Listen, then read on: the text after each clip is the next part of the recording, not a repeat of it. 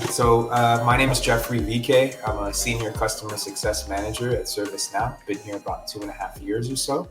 A little over 2.5 years now. And today I'm actually going to be talking a little bit about exploring, the tech industry with a non-traditional tech background as a Latino as well. So a little bit of a combination of my Latinidad and my experiences, what my background is and was growing up until my professional journey, and a little bit of my educational background as well. So thank you all for joining.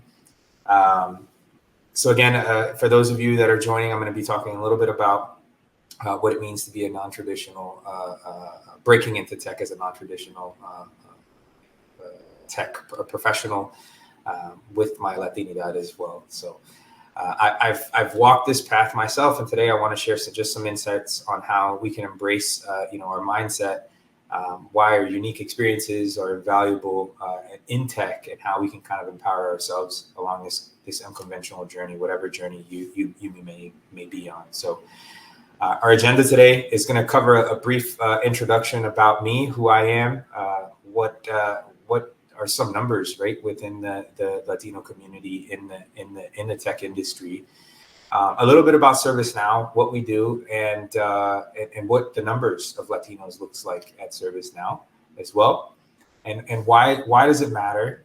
Why is it important, right? To really think about being Latino in tech, and I'll get into some numbers there, some examples, right, of some particular non-tech roles. I'll tie that into what my particular role is at ServiceNow, and what are some attributes and skills that you may have that could potentially transfer over, right? And then a little bit of empowerment, right? A little bit of a personal anecdote that I'll share with you. And then I'll leave it open for Q&A and some closing remarks. What I do want to make this a note to everyone that is on the call here today is that this is an interactive session. By no means I don't want to necessarily be talking to you at all times. So if you have any comments, questions, concerns in the chat, that's going to be your main tool. Your reactions as well will signify some good content in there as well. And then also, before we kick off into kind of the presentation a bit further, would love to know in the chat where you're from, what your cultural background is as well. I think it's important to represent where you're from, and represent what your background is as well. So would love to hear and see where everybody's from. I see a couple people here now putting in South LA, Mexican, Pakistani. Dominicana, okay, awesome. New York, Mexican, that's great. Long Beach, Mexican, Colombian, LA, Mexican, awesome. That's great to hear. Puerto Rican in the house from Seattle. That's great. So a little bit of my cultural background. So I'm in Northern Virginia, right outside of DC, born and raised in this area. And actually my parents immigrated from Colombia in the 80s. So I've got a Colombian background. All right, so a little bit about me, since I did talk a little about what my cultural background is. So I'll talk about some of the industries that I come from, and I'll start with my journey. Right, in 2007, I started at George Mason University. It's a local 4-year college here in the Northern Virginia area. Actually, by student population alone, it has about 34,000 plus students attending this school, which is the biggest in the area. Population wise, and I started my journey there. Believe it or not, I majored in criminology. So I wrapped up my degree in 2012 in criminology. So here's the start of the journey, right? And foreseeing down the line, down this timeline, foreseeing where it eventually sends me down my professional path. But I majored in criminology with the hopes of becoming a federal agent. I don't know if special agent. Jeffrey Vika sounds pretty legit. Has a nice ring to it. And so that was my goal, my aspirations in taking criminology and graduating.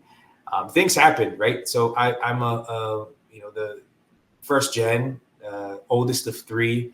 My parents had an accident, and I had to step up and go to work. jump into the professional world. I couldn't really chase my dreams at that time. I had to put that on pause and just jump into whatever job I could find. And so at that point is when I actually started working for DHL. So I was a logistics manager, managing a group of a couple of customer success representatives at DHL, managing time critical solutions. I think this was a good opportunity for me to get my feet wet in the professional industry, understanding customers, how to talk with them, also managing people, which was relatively interesting. Now I've had experiences in team environments prior to this. I played high school football. I've always played, sports in team environments. And then a little bit in college, I also played on the club football team as well. So I had that team mentality. So it was an easy transition, right, to be able to manage people. So I started in the logistics industry. And then in 2016, actually ended up going to work for another logistics company called WorldNet International. From there, I actually, my then fiance and I were thinking of starting a family. We found out we were actually having our firstborn back then in 2016. So we decided to actually, and at the time I actually was living in New York City and decided to come down back down to Northern Virginia to raise our firstborn. And so we made the move back down. When I did when I did make the move back down, I actually ended up working for an organization called Trailblazers, which is a subsidiary of Airbus, the aerospace manufacturer. So therein lies my next transition into another industry, into the aerospace industry, working as an account manager, dealing with customers and their logistics for parts and services in that aspect, and then made a transition over kind of to finance. So this role was special at Airbus. So in 2019, I started a role as a credit manager at Airbus. And from there, it's finance related in any other industry, in any other organization. The credit manager position is considered a finance or accounting position. Basically what that is debt collection. And so with that, at Airbus, our credit management team was housed under the customer services department. And there was a reason for that. And the reason for that was because of the relationship building aspect of it. And I think the roles that I had as an account manager, the roles that I had as a logistics manager in both WorldNet and DHL helped me deal with customers and having difficult conversations. So kind of prepped my mentality of having these difficult conversations, a transferable and attribute and skill that I'll talk about later on in the presentation. And so as a credit manager, I was in charge of debt collection for parts and services for Airbus aircraft and customers in North America. So as you can imagine, between 2019 and up until 2022, during the pandemic, the industry came to a screeching halt, and there was financial woes within the travel industry. There was a lot of difficult conversations had, but it was an interesting position nonetheless. I did enjoy it. I was there for a couple of years. During that time, I thought of ways to differentiate myself. So I actually started taking MBA courses at the University of Illinois. So Fighting Illini Big Ten represent. And I thought, what is another way to add a layer to people to not say no to me? Because I kept hearing in these different positions in these different industries, no, you're not ready yet. You're not ready yet. So I thought of a way to add to my toolbox by attending and starting my MBA journey to kind of help mitigate those no's, right? So as I started the MBA journey, there was an opportunity that actually popped up at ServiceNow as a customer success manager in 2022, and that's my start, my initiation into the wonderful industry of tech, which I don't look back now that I'm in it. So I started my journey at ServiceNow in March of 2022 as a customer success manager in the federal space. I do have a secret clearance, so I was able to transition that over into the industry. I obtained federal customers and ensured that they were utilizing our platform and utilizing the resources that were available to them to their advantage to implement the platform successfully or refine it if they already had it for a couple of years. Somewhere along the line in 2020, towards the end of 2022, actually 6 months 7 months down the line after starting at ServiceNow, I actually graduated my MBA and finished that journey.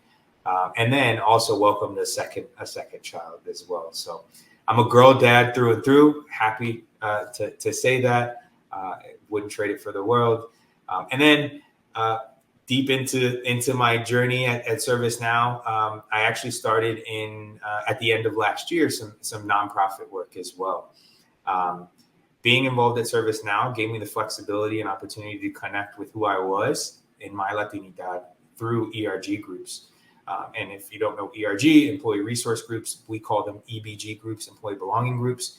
And I was involved in the Unidos at ServiceNow group, and that is our Latinx or Latiné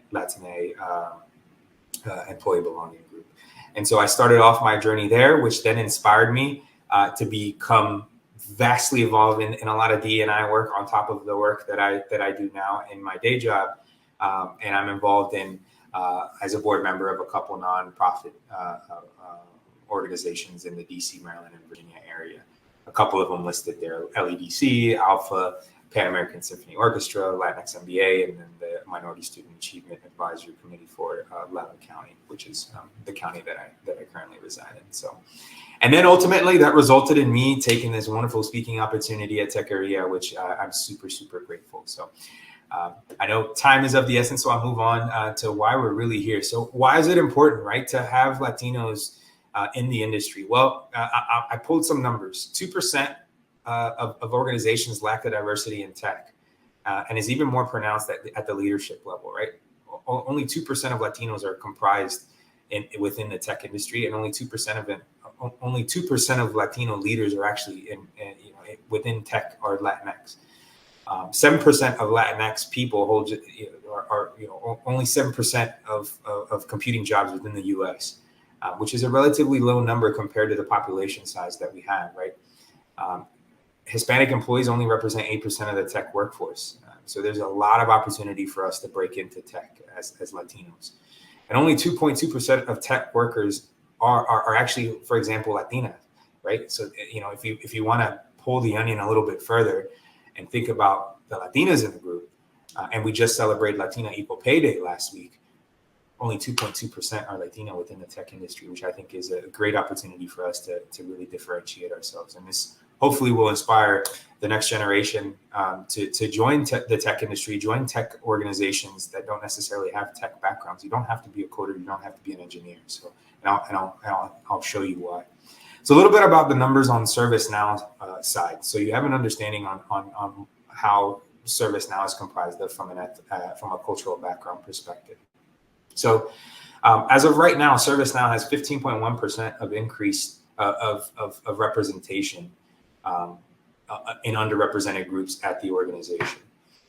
In regards to Hispanic or Latinx group, we're at 7.4%. So over half of the underrepresented groups at ServiceNow are Latinos, which is another reason why it inspired me and continues to inspire me to be involved in DE&I, because ServiceNow does see that impact that not only Latinos but underrepresented groups make. And you can see that it's trending upwards, right?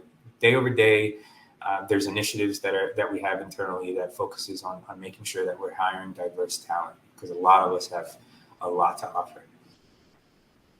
Break it down a little bit further. We can see a breakdown in leaders, a breakdown in the technology positions, right? The coders, the engineers, the developers, but even the non-tech positions. So you see the non-tech positions, the position that I'm in as a customer success manager, which is not tech related in regards to having that background of coding and engineering that one would traditionally think, it's relatively high. So in the Latinx space, not only are we leading the leaders, right? Latinx MBA at ServiceNow are at 4.8%, in technology positions as well at 5.9%, but also in non-technology positions at 8.6% as well. So we're leading the pack.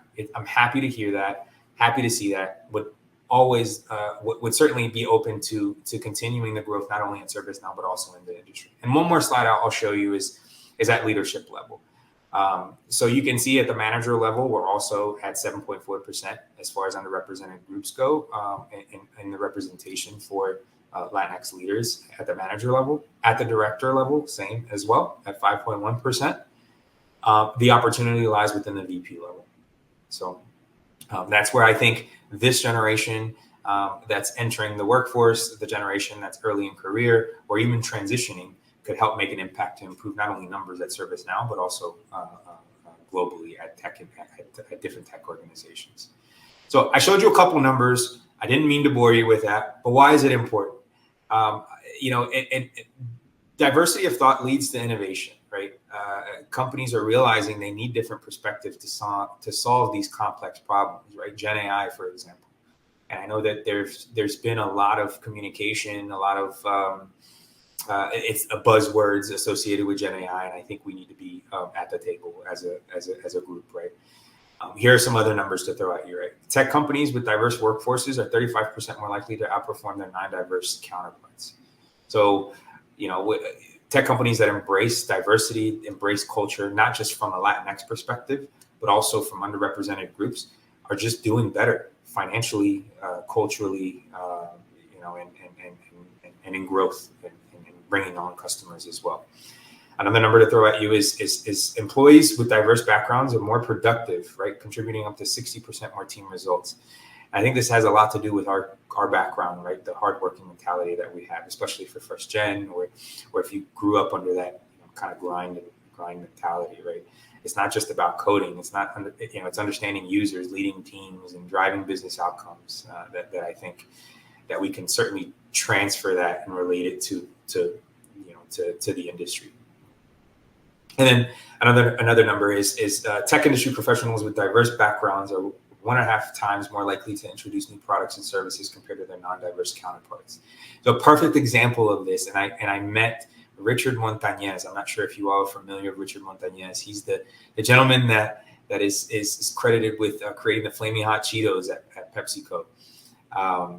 And I was able to meet him a couple months back at a convention I was at, and bringing that perspective, right, of adding some spice to the Cheetos resulted in creating this product that blew up, right? So it's a perfect example I like to share. So keep that in mind when it comes to why it all matters, right? Why all these numbers matter. So I see Rose put in the chat, what about retention? Some of these organizations have D&I initiatives to recruit folks that are diverse, and sometimes we are just a number and they don't try to care enough to retain us. That's a very good point. And I'll be honest, it's one of the reasons why I may have left the industries I was in, right? A lot of companies may talk the talk, but don't necessarily walk the walk. And I think it's our responsibility to contribute to that culture, to as the quote says, be the change you want to see in the world. And I think it's very important for us to help drive those conversations, right?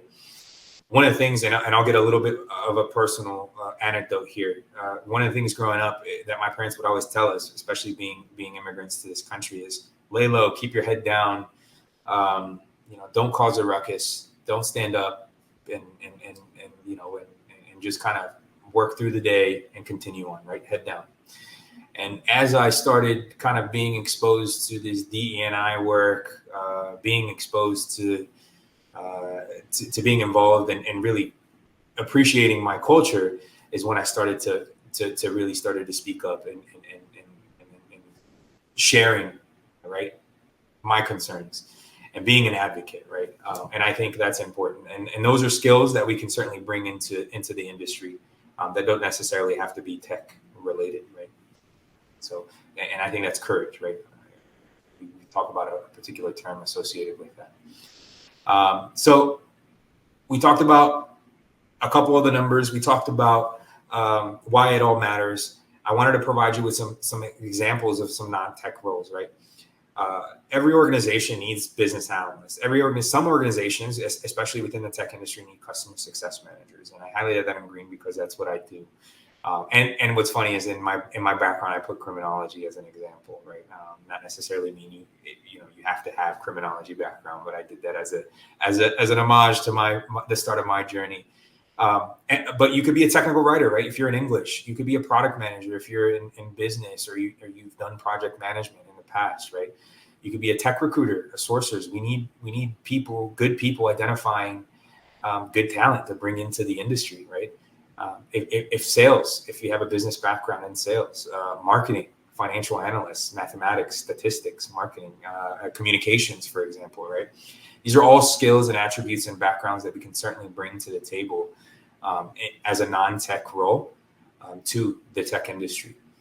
And then some of the skills associated with it, right? If you've got good communication skills, if you've got research skills, analysis, organizational change management skills, analytical skills, quantitative skills, that can all equate to the tech industry, right? Our skills, no matter what industry we come from, they don't disappear, they evolve, right? Our communication, our leadership, our creativity, they're just as valuable in tech as coding is, right? As engineering, as developing is, right? We can be the Juan and Maria of all trades, right? And a good personal anecdote to add to that I have is being a first-gen Latino, being the first of three, I had to navigate some of these difficult waters growing up on my own for my parents, for example, right? I had to serve as a translator. I had to serve as a medical scribe. I had to serve as an accountant. Growing up in high school, I had to navigate FAFSA all on my own to kind of figure out how the hell am I going to pay for school, right?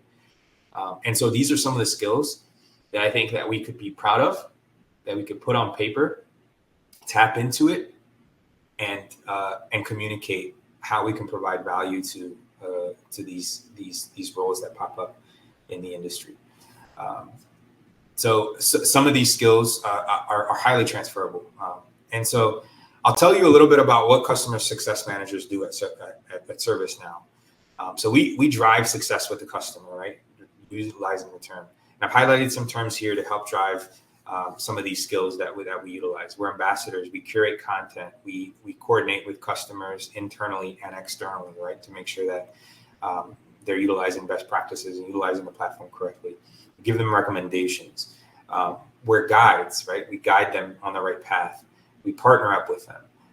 So why do customers care? Well, we give them access to our products, our technical experts, our process experts.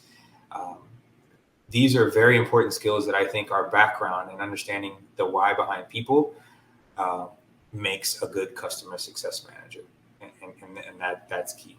And I think our Latino culture often emphasizes community and connection, which I, again, believe translates that well into not only a customer success manager role, but any role that's non-tech in the industry.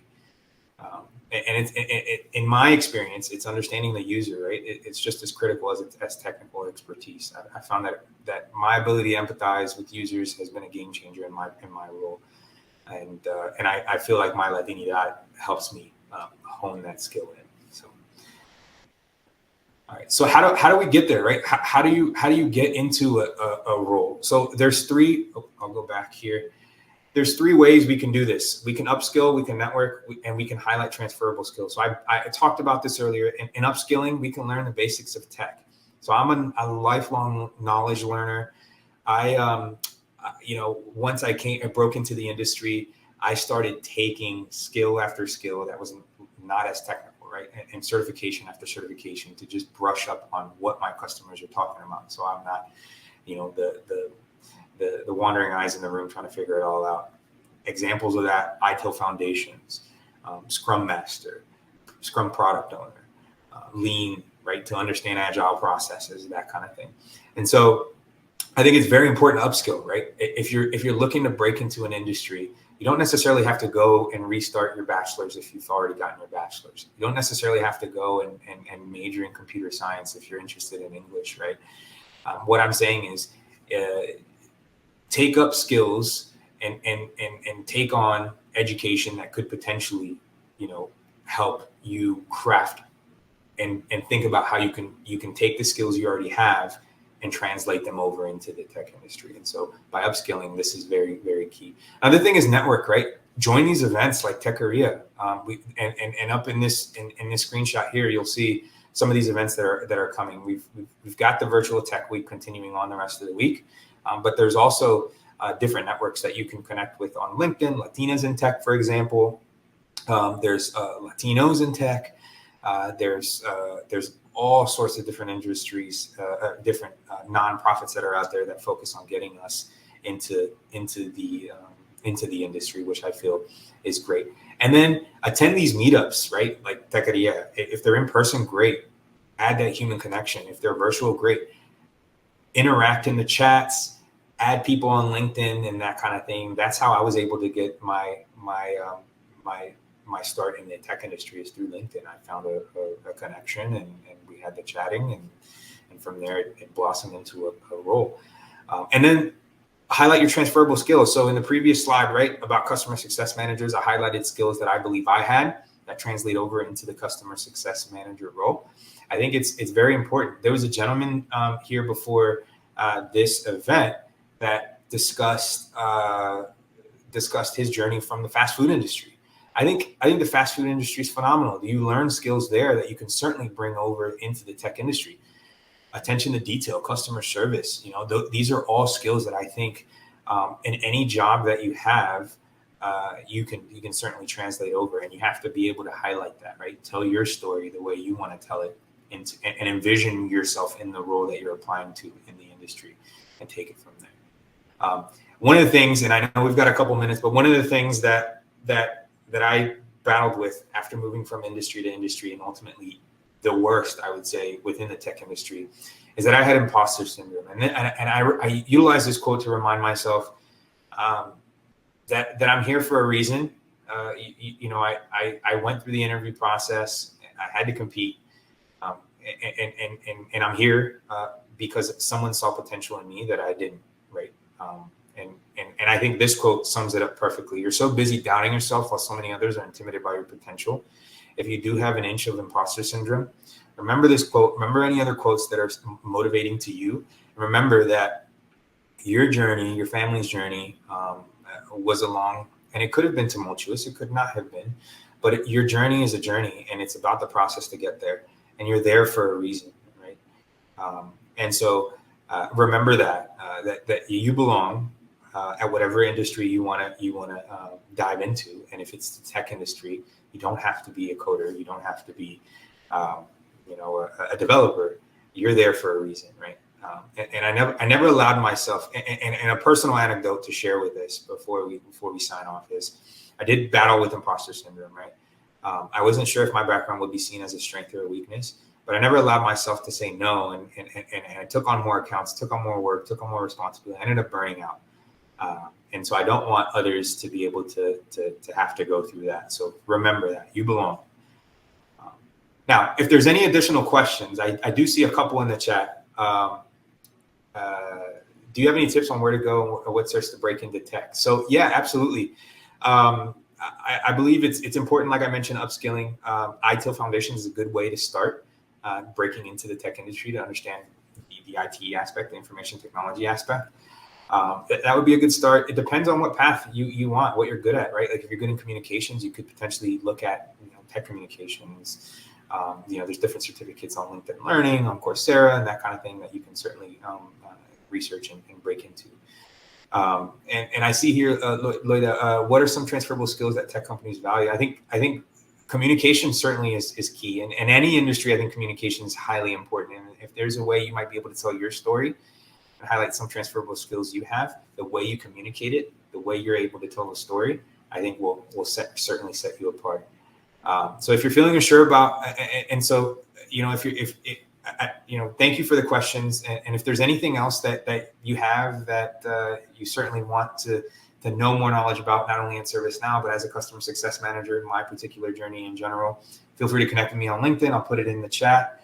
And thank you all for joining. And just remember, if you're feeling unsure about how to start, let's talk about it. Connect with me. I'm here, and I'd be more than happy to help you along your journey in any way I can. So thank you so much. There's no way to succeed in tech. There's no one way to succeed in tech. Your non-traditional path can be your biggest asset. So remember that. And thank you all. Embrace who you are as people.